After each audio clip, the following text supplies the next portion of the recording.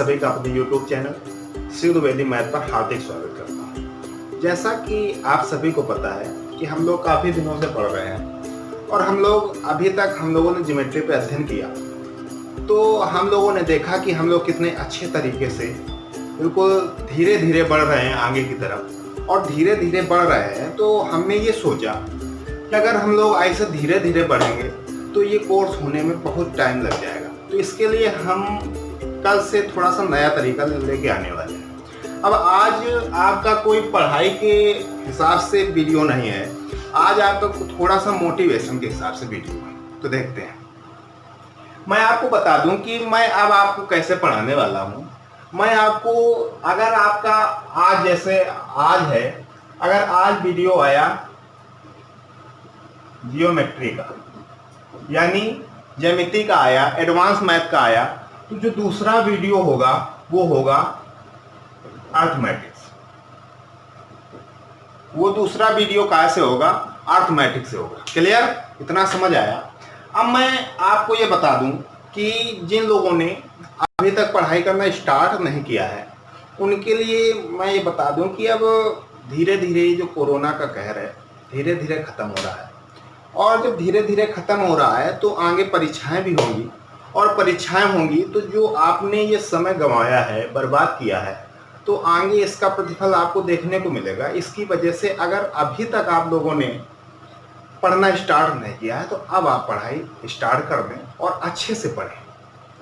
और कभी कभी ये होता है कि आप पढ़ा रहे हैं सर, तो आपसे क्यों पढ़ा जाए? अगर आपसे पढ़ा जाए तो क्यों पढ़ा जाए? मतलब ये होता है, जब मैं ऑफलाइन क्लास ले रहा था तब ये बच्चों का पॉइंट होता था कि सर अगर आप इतने टैलेंटेड हैं तो आपको जॉब मिल जानी चाहिए। तो ये एक महत्वपूर्ण प्रश्न है, और जैसा कि मैं अपनी ऑफलाइन क्लास में भी समझाता हूँ कि क्यों जॉब नहीं मिली अभी तक और आगे कैसे मिलेगी, उसके बारे में जैसा मैंने बच्चों को समझाया वैसा आज भी समझाने का प्रयास करता हूँ। भाई कोई एग्जाम हो रहा है, जैसे हम मान के चलते हैं एसएससी का एग्जाम। अब एसएससी का एग्जाम है तो इसमें क्या आता है? जीएस आता है, रीजनिंग आता है, मैथ आता है और इंग्लिश आता है।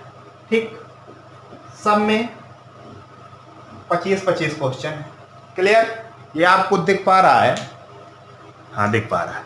ये 25-25 क्वेश्चन है सब में। अब आपसे ये बोला गया क्या कि आपका जो मैथ है बिल्कुल क्लियर है, रीजनिंग है बिल्कुल क्लियर है, जीएस में आपको दिक्कत होती है, इंग्लिश में भी आपको दिक्कत होती है, क्या सिलेक्शन हो जाएगा? नहीं हो सकता है। इस वजह से सिलेक्शन अभी रुका पड़ा है। जिस दिन ये हमारा मतलब रीजनिंग का जो ज्ञान है वो भरा पड़ा है, कोई दिक्कत नहीं। ये जो मैथ का ज्ञान है भरा पड़ा है, कोई दिक्कत नहीं। जिस दिन इंग्लिश और जीएस का ज्ञान अपने उफान पे आ जाएगा उसी दिन जॉब लग जाएगी। तो मैं आपको बता दूं कि मैंने बच्चों से ये बोला कि अगर कोई ऐसा एग्जाम है, कोई ऐसा इकलौता एग्जाम आप बता दें कि जिसमें केवल और केवल मैथ आती हो और उसमें मेरा ना हुआ हो, तो आप ये कहने के लिए सही है कि सर आपका सिलेक्शन क्यों नहीं हुआ।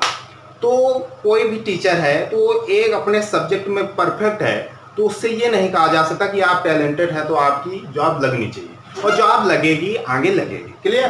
तो मैं आपको ये बता दूं कि जिन लोगों ने अभी तक पढ़ना स्टार्ट नहीं किया वो स्टार्ट कर देंगे, क्योंकि सीपीओ का फॉर्म फिल हो रहा है और उसके बाद अब आपका आरआरबी ग्रामीण बैंक भी आ चुका है और उसके भी फॉर्म भरे जा रहे हैं। तो मैं ये बता दूं कि अगर आप लोग अच्छे से तैयारी करेंगे तो निश्चित ही आपको सफलता मिलेगी। ये कहा जा सकता है कि आज नहीं तो कल, कल नहीं तो परसों, लेकिन जो मतलब अगर पढ़ता रहेगा, एक फ्लो में चलता रहेगा, तो उसका आज सिलेक्शन नहीं तो कल, कल नहीं तो परसों होना अति आवश्यक है। ये तो तय है कि आपका सिलेक्शन होके रहेगा। तो अब कभी कभी ये होता है कि घर में कुछ समस्याएं आती हैं कि आप पढ़ नहीं पाते हैं, लेकिन मैंने ये देखा आमतौर पे कि समस्याएं कम होती हैं, बहाना ज़्यादा बनाए जाते हैं। जैसे घर में कभी कोई बीमार हो गया, माताजी की तबीयत गड़बड़ है, पिताजी की तबीयत गड़बड़ है, तो इसमें हो जाता है कि मुझे टाइम नहीं मिल पा रहा है, मुझे टाइम नहीं मिल पा रहा। तो ये जायज़ सी बात है कि हाँ हो जाता है। फिर उसके बाद कभी ऐसा होता है कि हमारा सर दर्द शाम को कर रहा है, शाम को सर दर्द कर रहा है, फिर उसके बाद हमने ये देखा कि हल्का सा है कि मैं उसको मतलब समाधान कर सकता हूँ, कि आसानी से मैं देख सकता हूँ कि मैं अगर पढ़ लूँ तो मैं पढ़ सकता हूँ, इतना ज़्यादा दर्द नहीं, लेकिन मैं बहाना बना रहा हूँ कि मेरा सर दर्द कर रहा है। तो इन बहाना जो बनाते हैं इनसे दूर जाना होगा और थोड़ा सा आपको कठिन परिश्रम करना होगा, तभी आपको जॉब मिल पाएगी। तो इस वजह से मैं आप लोगों से यही कहना चाहूँगा कि अच्छे से अच्छे पढ़ें और ज़्यादा से ज़्यादा मेहनत करें, क्योंकि जितनी मेहनत कर पाएंगे उतना ही अच्छा रिजल्ट आएगा। और बाई चांस आपने मेहनत अच्छी की और फिर बाद में आपका 1-2 नंबर से रुक जाता है तो कितना कष्ट होता है, ये आप उनसे जान सकते हैं जिन्होंने 1-2 नंबर से अपना सिलेक्शन खो दिया। तो इस वजह से हमें टॉप करना है, हमें टॉप पे जाना है।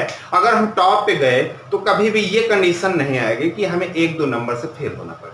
तो मैं इसी के साथ अपनी वाणी को विराम देता हूँ और आशा करता हूँ कि आप लोग पढ़ेंगे और बिल्कुल नियम से पढ़ेंगे। मैं ये नहीं कहता हूँ कि आप इसी चैनल के माध्यम से पढ़ें, मैं ये कहता हूँ कि यूट्यूब के माध्यम से बहुत ही धुरंधर टीचर लगे हुए हैं और बहुत ही धुरंधर टीचरों का यूट्यूब में बिल्कुल सिलेबस अच्छे तरीके से दिया गया है।